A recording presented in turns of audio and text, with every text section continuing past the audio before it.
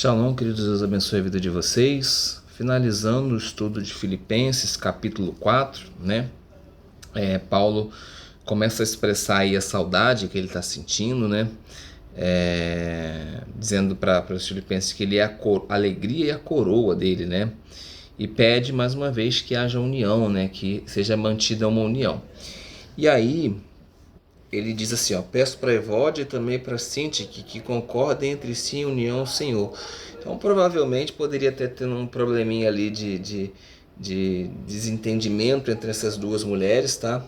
Paulo coloca elas como mulheres que trabalharam muito no anúncio do Evangelho, né, das boas novas, e chama atenção para a gente o versículo 3 que diz: também peço a você leal Císigo, tá?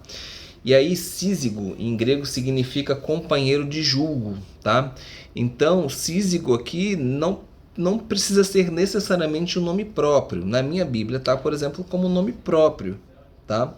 Mas Císigo também significa companheiro de julgo, tá? Então pode ser que a pessoa tenha um nome que significa companheiro de julgo e seja realmente Císigo, ou pode ser simplesmente alguém com quem ele está falando, portanto, companheiro de julgo, que poderia ser, por exemplo, o líder, né, da carta aos Filipenses, né? E ele não cita o nome inicialmente, mas ele diz, né? Ele diz que é para os líderes congregacionais e para os diáconos, né, para os chamashins. Acho que deve estar diáconos ou bispos na Bíblia de vocês, tá?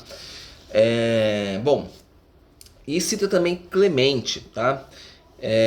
Existe um esforço muito grande dos historicistas para tentar dizer que esse Clemente aí é o Clemente de Roma, tá? Clemente de Roma é um cristão, tá? E ele é o documento, eu acredito que ainda seja o documento mais antigo, né? Cristão fora da Bíblia, tá? Ele escreveu uma carta para os Coríntios e ela é datada de 96 depois de Cristo, tá? Então, um documento muito, muito antigo. Só que Clemente era um nome normal, tá? Do dia a dia. Então, não existe ainda nenhuma evidência, vamos chamar de científica, né? Não existe nada ainda que realmente comprove que esse Clemente de Roma é esse Clemente que está sendo falado. Vale lembrar que quando a gente vai no versículo 22, Paulo diz que os irmãos que estão na casa do imperador, né? Ou seja, Paulo estava provavelmente preso em Roma no período em que escreveu essa carta. Então pode ser o Clemente de Roma? Teria como ser? Poderia, mas ainda não tem nada definido, tá? Não existe nenhum documento encontrado, nada ainda que ligue esse Clemente citado por Paulo ao Clemente de Roma, tá? Bom, ainda no versículo 3 ele vai falar sobre o livro da vida, tá? O livro da vida, gente, ele é um conceito judaico, tá?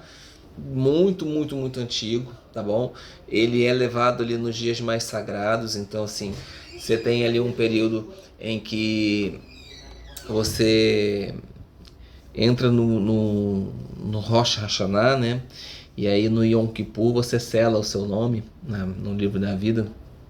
Então é um conceito muito antigo. O versículo 4 ele diz: alegrem-se em união com o Senhor sempre, né? É uma prescrição de Paulo aí, é uma direção de Paulo: olha, se alegrem, continuem, permaneçam alegres, né? Só que essa alegria que Paulo está falando aí não é uma alegria superficial, como por exemplo a gente se alegra transitoriamente com as coisas na nossa vida, com alguma coisa que você ganhou, ou com um dia interessante que você teve, uma viagem que você fez, né? Não é esse tipo de alegria que Paulo está falando. Paulo está falando de uma alegria permanente, tá? E essa alegria permanente, ela ela procede somente da fé, né? Da fé em Jesus Cristo, nosso Senhor, tá? E do compromisso que nós adotamos com Ele, né? Ele teve um compromisso conosco, que foi morrer na cruz. E agora nós temos um compromisso com Ele, que é de aceitar a sua graça, né? E de viver uma vida diferente a partir de agora. Então é esta alegria que só o Messias pode trazer, né? Que muitas vezes nos momentos mais difíceis da nossa vida a gente se alegra quando a gente entende que Deus está cuidando de tudo e que apesar das dificuldades nós estamos aprendendo a uma lição, ou então estamos arcando com as consequências das nossas decisões, mas nós estamos felizes porque andamos com o Senhor, tá? Bom, no versículo 6 ele vai falar: não se preocupem com nada, ao contrário, tornem seus pedidos conhecidos a Deus pela oração e súplica e com ação de graças, tá? Gente, para que a gente não se preocupe com nada, a solução para a gente não se preocupar com nada é a oração. É você entregar a Deus e saber que Deus tem a melhor resposta para você. É crer que Deus tem a melhor resposta para você, né? Então, Deus ele se importa com as menores coisas. Eu, por exemplo, sou um testemunho de que aprendi que a gente não deve pedir a Deus as coisas pequenas, porque Deus tem mais o que fazer, né? Vamos dizer assim, não vou ficar incomodando Deus com coisas pequenas. Mas a gente deve pedir a Deus, sim. Sim, né? Se não for algo que seja simplesmente para aumentar o seu orgulho, a sua prepotência, ou que seja algo que vai te tirar do caminho, é válido pedir ao Senhor. Então, muitas pessoas sonham com as coisas e muitas vezes não entregam os sonhos a Deus. E a gente precisa entregar os nossos desejos ao Senhor. E entender que o Senhor não vai, muitas das vezes, fazer brotar isso do céu na sua cabeça, né? As coisas não costumam cair do céu. Pode cair? Pode. Tem muitas e muitas histórias, né? De situações com pessoas que estavam precisando de coisas e as pessoas batem na porta da casa da pessoa e entregam. Mas normalmente Deus te capacita para você conseguir aquilo que você deseja. Então vamos dar um exemplo lá. Senhor, eu tenho o sonho de ter uma casa própria, né? Deus vai começar a abrir oportunidades para você estudar, para você trabalhar, para você se dedicar, para você ralar, para você dar valor àquilo que você conquistou depois. Então, coloque as orações, não vou incomodar a Deus com coisas pequenas. Sim, fale com Deus. Coloque para fora aquilo que você deseja, aquilo que você está buscando, tanto para o pessoal, mas principalmente para o corpo do Messias, né? A igreja vai de mal a pior. Nós temos, infelizmente, muitas igrejas que ao invés que trazem as pessoas para o evangelho, depois elas mesmas afastam. Elas mesmas vão colocando pedra de tropeço no caminho das pessoas na sua fé. Mas será que nós estamos orando pelas igrejas? Será que nós estamos orando pelos pastores? Será que nós estamos orando para que o evangelho seja pregado? Será que a gente está só orando pelo carro, só orando pela casa, só orando pelo novo trabalho, só orando... A gente não está preocupado muitas vezes com o próximo. E a Bíblia diz que aquilo que a gente quer para a gente também tem que querer para o próximo. Então, que a gente também nunca se esqueça. Uma boa oração, uma forma, né? Um roteiro de oração louve ao Senhor sempre. Comece a sua oração identificando quem é o seu Deus. O Deus de Abraão, Isaac e Jacó, o Deus que enviou Yeshua, o Deus que fez Davi rei, né? O Deus que abriu o Mar Vermelho, né? Deus tem muitos títulos, né? Muitas formas de ser chamado. Identifique o seu Deus em primeiro lugar. Adore a Ele, exalte a Ele, coloque diante dEle, mostre para Ele o quanto você é pequeno perto dEle. Se humilhe na presença do Senhor.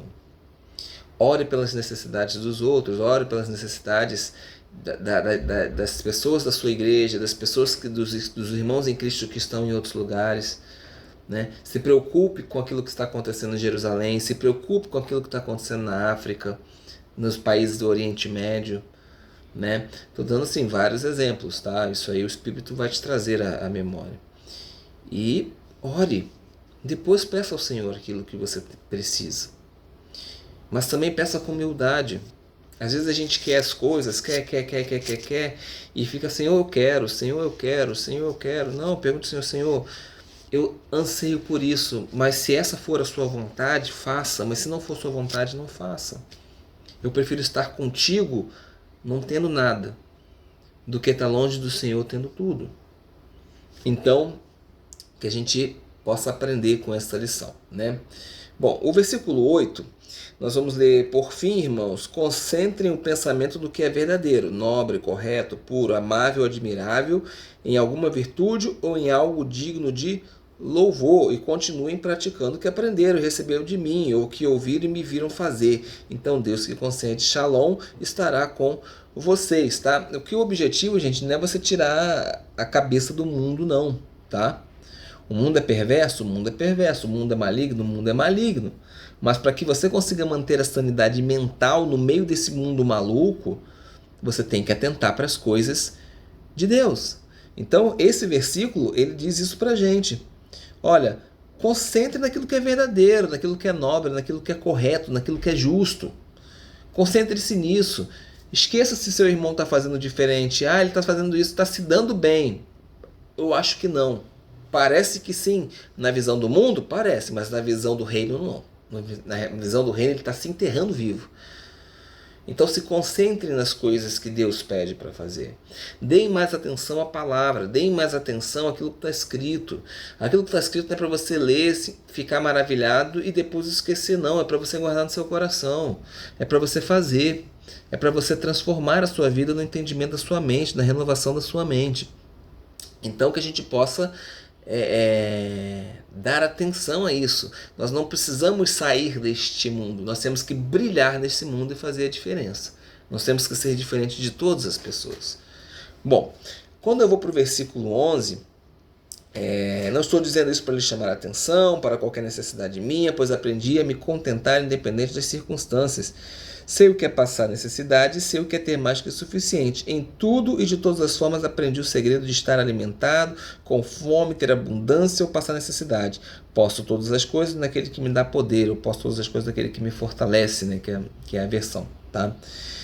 Gente, o cristianismo, ele é acusado, infelizmente, muitas vezes a gente vê acontecer, e muitas vezes a gente está envolvido nisso, né?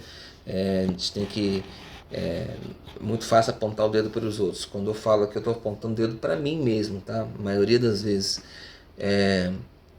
nós somos acusados de estimular o ascetismo, né? O que é o ascetismo? O ascetismo é uma filosofia que diz que a gente tem que como é que eu posso explicar para vocês? A gente tem que ter um autocontrole, um domínio próprio, uma filosofia, sabe? Meditação, que a gente tem que ficar ali, sabe? Redondinho, bonitinho, tudo certinho, né? E também nós somos acusados de estimular a ganância, tá? E o ensino que esse versículo traz nada mais é do que a experiência pessoal de Paulo, né?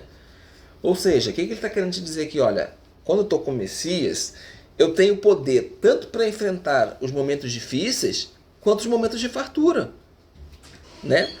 Eu posso todas as coisas porque eu estou no Messias. O Messias me capacita para isso.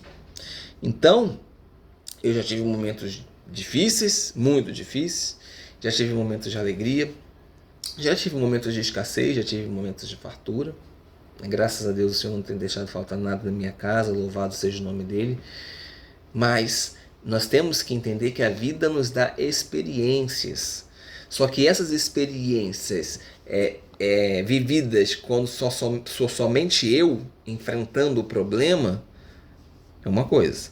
Quando sou eu enfrentando o problema com o Messias do meu lado, meu amigo, é aquela criança abusada que fica perturbando os outros porque sabe que ninguém vai meter a mão nele porque o pai dele é grandão, fortão, sabe? Quando você anda com um amigo que é fortão, aí você se acha, né? Eu me acho aqui porque ninguém vai fazer nada comigo, é o tamanho do cara que vai pegar, né? Então, quando nós vivemos as dificuldades em união com o Messias, aquilo pra gente é pequeno. E a gente sabe que nós vamos chegar no final do túnel. A gente sabe que a luz que está brilhando lá no final, na verdade, já está aqui do meu lado brilhando. Então, que a gente possa sair um pouco disso, tá? O cristão precisa aprender a ter autocontrole? Claro que precisa. É um dos dons. A gente precisa aprender a ter o autocontrole. Mas Isso é o Senhor que vai nos ajudando a ter. E como é que se ganha autocontrole? Aproveitando as experiências que Deus vai nos dando, né? Minha esposa sempre fala que não vou orar, não vou pedir a Deus paciência, porque senão ele vai me dar um monte de situação para justamente eu ter a oportunidade de praticar a minha paciência. Então ele vai me dar inúmeras oportunidades para eu ficar impaciente, mas eu vou vencer porque eu estou lutando por isso. E o Messias está me capacitando para isso. Amém? Então é isso, queridos. Capítulo 4 de Filipenses, e a gente finaliza aqui a carta e partimos em breve, mais breve do que nunca, para Colossenses, né? Temos aí mais 4 capítulos pela frente e depois eu não sei para onde eu vou caminhar. Sinceramente, eu não sei se eu vou para Tessalonicenses e dar sequência, ou se eu vou voltar lá em Coríntios, porque eu pulei de Romanos, né?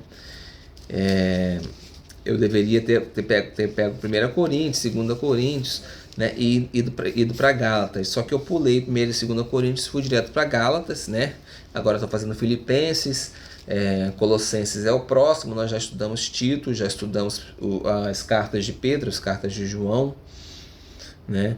E eu não sei ainda se eu vou seguir daqui para lá ou se eu vou voltar lá em 1 Coríntios, tá bom? Mas primeiro eu vou fazer Colossenses. Deus abençoe a sua vida, meu querido. Espero que você tenha uma semana abençoada. Shalom.